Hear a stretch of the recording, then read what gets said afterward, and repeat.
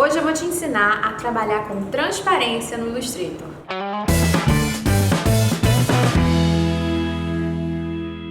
Oi gente, tudo bom? Sejam muito bem-vindos ao Vetorizaí, o canal onde você aprende Illustrator sem sofrer. Eu sou a Gabi Ferraz e tô sempre por aqui compartilhando com vocês uma porção de conhecimentos e dicas sobre ilustração vetorial e Illustrator. Então, se você já não fez isso, se inscreve agora no canal e deixa também o seu like antes da gente começar o tutorial. O vídeo de hoje é mais um sobre tópicos básicos do Illustrator. Eu vou colocar aqui para vocês os cartões, mas a gente já falou sobre como cortar no Illustrator, como colorir, e hoje eu vou te ensinar a trabalhar com transparência, a como mudar a opacidade dos objetos no Illustrator. Vai até o final que tá imperdível esse vídeo. Vamos lá? Então vamos lá, pessoal. Trabalhar com transparência no Illustrator é uma coisa relativamente simples. A gente vai fazer isso pelo painel de transparência. Se esse painel não estiver aberto para você na sua área de trabalho, é muito simples. Assim como qualquer outro painel, é só você vir aqui em Janela ou Window e ativar ele escolhendo aqui nessa lista de todos os painéis que a gente tem no Illustrator. É só você selecionar o objeto que você quer e aí vir aqui em opacidade e diminuir a opacidade desse objeto. A relação opacidade-transparência é essa: quanto maior a opacidade, menor a transparência e vice-versa. Então, se eu quero um objeto bem transparente, eu preciso ter, no caso, uma transparência bem alta, eu preciso ter uma opacidade baixa. Eu tô falando óbvio, mas porque nem todo mundo se dá conta disso, dessa relação. Por exemplo, aqui no caso dessas elipses que eu coloquei aqui para serem uma espécie de rubor na face do personagem. Selecionei com Shift para poder selecionar os dois ao mesmo tempo. E aí eu venho aqui e coloco, por exemplo, 20% na opacidade. Ele automaticamente perdeu a opacidade. Está se misturando com a cor do fundo do rosto do personagem. Além da transparência em si, o painel de transparência ele tem uma coisa interessante que é o modo de mesclagem, que são essas opções que eu tenho aqui do lado da janelinha de opacidade. É a maneira como uma cor se comporta em relação à outra, como elas se mesclam de acordo com as opções que nós temos aqui. Então, é possível você mexer, você tornar um objeto translúcido, você fazer com que duas cores se misturem, sem que você necessariamente mexa aqui na opacidade. Então, por exemplo, vamos colocar um tom de laranja avermelhado, um laranja bem escuro nessas bochechas. Se eu vier aqui no modo de mesclagem e escolher, por exemplo, o multiplicar, eu tenho uma cor mais escura, porque agora eu consigo ver uma mistura desse laranja que eu escolhi com a cor de fundo. Então eu estou mexendo na opacidade na prática, mas não estou tornando esse objeto exatamente transparente. Ele não está perdendo saturação, não está perdendo intensidade de cor. Então você consegue misturar duas cores. Você pode trabalhar com o modo de mesclagem junto com a opacidade, é uma coisa que eu faço muito. Então eu venho aqui, eu trabalho muito com multiplicar, quando eu estou fazendo, por exemplo, sombras, e aí mexe aqui na opacidade, coloco uma opacidade, sei lá, de 10, e você consegue ter resultados interessantes, Um rubor que não é tão vermelho, que é tom de pele, fica bem bacana. Falando um pouquinho mais sobre o uso do modo de mesclagem na ilustração, por exemplo, no caso dessa sombra aqui.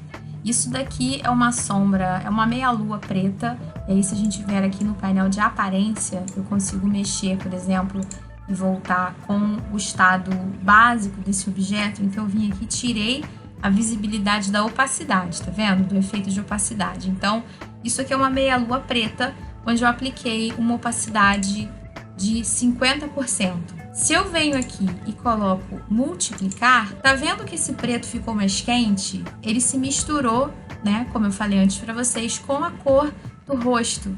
Então eu consigo uma sombra mais harmoniosa, uma sombra que não é tão cinzenta comparada com essa daqui.